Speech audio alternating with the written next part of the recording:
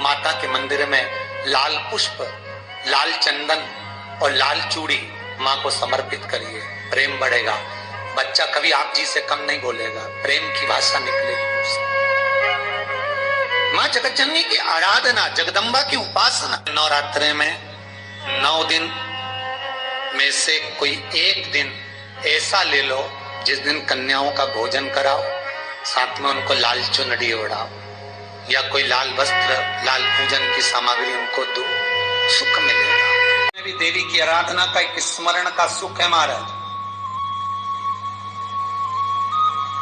ज्योत का विधान है, नवरात्रि में देवी की ज्योत लगती है, अखंड ज्योति लगती है, जवारे बुआए जाते हैं, कलश लगता है। ज्योत का भी विधान है, जिसके यहाँ दिया अखंड जलाया जाता है, अगर वो दिए की लो, दिए की बाती अगर दक्षिण दिशा की होती है तो उसके घर में साल भर में एक घात जरूर होती है।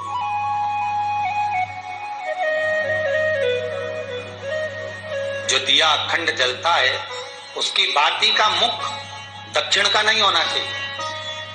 अगर आपने देवी भागवत का स्मरण करा हो, देवी भागवत को अगर सुना हो, तो देवी भागवत में स्पष्ट किया गया कि पूर्व की ओर मुख करा हुआ दिया, अर्थात पूर्व की ओर ज्योत जो जलाई जाती है वो संपदा की वृद्धि करती है। पश्चिम की ओर मुख कर कर जो ज्योत लगाई जाती है महाराज वो वैभव को देती है, और उत्तर की ओर जो मुख कर कर ज्योत जलाई जाती है, उत्तर की ओर जो ज्योत का मुख रहता है वो आयु की वृद्धि करती है, घर में अकाल मौत को रोकती है।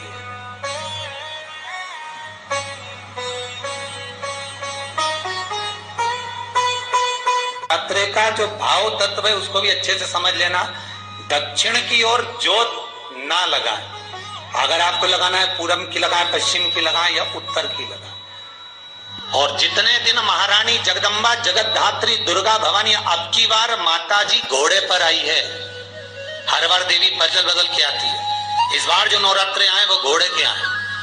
तो घोड़े पर जो देवी जी आती है वो समृद्धि को देने वाली आती है, लक्ष्मी की वृद्धि करने वाली आती है। जैसी घोड़े की रफ्तार होती है उस रफ्तार से लक्ष्मी घर में आती है। तो ये मत सोचना कि कोरोना महामारी ने हमको नीचे गिरा दिया या कोरोना महामारी ने रोक दिया, कमाई के स्रोत रोक दिए, धन रोक दिया, चिंता मत करना। मेरी माँ जगतजननी दुर्गा भवानी अब की बार घोड़े पर आई है, साल भर में इतना धन दे देगी कि आपने पीछे के 4 साल में नहीं कमाया होगा, इतनी मेरी माँ भंडार भर देगी। ये घोड़े पर आई है, कोई साधारण नहीं हो सकता। देवी भागवत में स्पष्ट किया गया, जब जगदम्बा मगर पर आती है उसका भाव अलग है, और जगदम्बा जब हाथी पर आती है उसका भाव अलग है, और जगदम्बा जब घोड़े पर आती है तो जगत को समृद्धिवान बना देती है, वैभव में कमी नहीं आती। अभी भले दुनिया के लोग अभी रोते हैं कि पैसा नहीं आ रहा, कोरोना महामारी ने सब तोड़ दिया, रोक दिया, पर चिंता ना करना, मेरी माँ अगर घोड़े पर आई है तो उसका सुख आपको जरूर मिलेगा। एक जरा सी मिट्टी की दुकान भी अगर आप खोल कर बैठेंगे तो चांदी और सोना के बराबर कमाएंगे, इतना धन देगी वो माँ, साधारण नहीं है मेरी माता। तात्विक सुख का आनंद देने वाली, लाभ तत्व प्रदान करने। और नवरात्रि में भी अगर आपकी कोई कामना है, आपकी अगर इच्छा है, आपका मन है, तो जगतजननी की आराधना करो। पति और पत्नी में अगर क्लेश है तो जगदम्बा के मंदिर में मक्खन चढ़ाओ, प्रेम बढ़ जाएगा। आपको लगता है कि पति कोई अन्य स्त्री से लगा हुआ है या परिवार टूट रहा है, तलाक तक पहुंच गया है, तो माता के मंदिर में आप ध्वजा लगवाइए, उस ध्वजा पर मक्खन लगाकर लगवाइए, आपको लाभ मिलेगा। महाराज, यदि आपको लगता है कि बच्चे बहुत ज्यादा अपशब्द बोल रहे हैं, मुंह चला रहे हैं और प्रेम नहीं रख रहे, तो माता के मंदिर में लाल पुष्प, लाल चंदन और लाल चूड़ी माँ को समर्पित करिए, प्रेम बढ़ेगा। बच्चा कभी आप जी से कम नहीं बोलेगा, प्रेम की भाषा निकलेगी उससे। माँ जगतजननी की आराधना, जगदम्बा की उपासना। नवरात्रि में 9 दिन में से कोई एक दिन ऐसा ले लो जिस दिन कन्याओं का भोजन कराओ, साथ में उनको लाल चुनरी ओढ़ाओ या कोई लाल वस्त्र, लाल पूजन की सामग्री उनको दो, सुख मिलेगा, आनंद आएगा। सती कथा में कही थी कि नवरात्रे एकम से प्रारंभ नहीं होते, अरे अमावस्या की रात्रि से प्रारंभ हो जाते, इसलिए उसको कहते हैं नवरात्रे। क्योंकि नवमी के दिन माता जी का विसर्जन हो जाता है, जवारों का विसर्जन हो जाता है, व्रत करने वाले कन्या पूजन भोजन भंडारा कराकर विराम दे देते हैं। तो नवमी की रात्रि उसमें नहीं जुड़ा पाती, उसमें रात्रि अगर जुड़ती है तो ये अमावस्या की रात्रि से जुड़ना प्रारंभ होता है, तब जाकर वो नवरात्रि पूर्ण हो पाती है। पितृलोक में पितृ जैसे निवास होकर भी इंतजार करते हैं। 4 नवरात्रे हैं तो 4 ही श्राद्ध हैं। आज मौनी अमावस्या है, श्राद्ध का विराम हो जाता है और कथा अर्थात नवरात्रे प्रारंभ हो जाते हैं दूसरे दिन। तो यहाँ शास्त्र कह रहा है जैसे हमें प्रतीक्षा रहती है कोई अच्छे कार्य की, कि घर में कोई शुभ कार्य हो, घर में कोई अच्छा आयोजन हो तो अपने को आनंद होगा, प्रसन्नता होगी।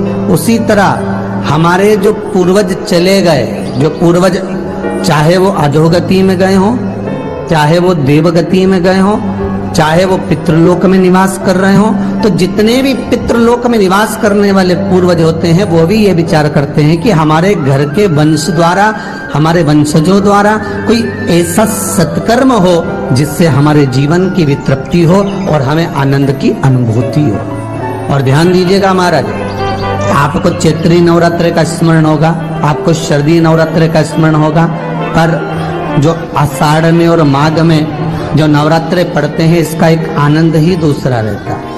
बस इतना जरूर होता है कि दुनिया के लोग वो जो 2 नवरात्रे होते हैं उसमें कलश की स्थापना भी करते हैं, देवी का पूजन भी करते हैं, अर्चना भी करते हैं, मंदिरों में भीड़ भी रहती है और खूब प्रेम से माता का जगराता वगैरह सब होता है। पर ये जो नवरात्रे हैं 2 गुप्त नवरात्रे, इनका लोगों को स्मरण नहीं था।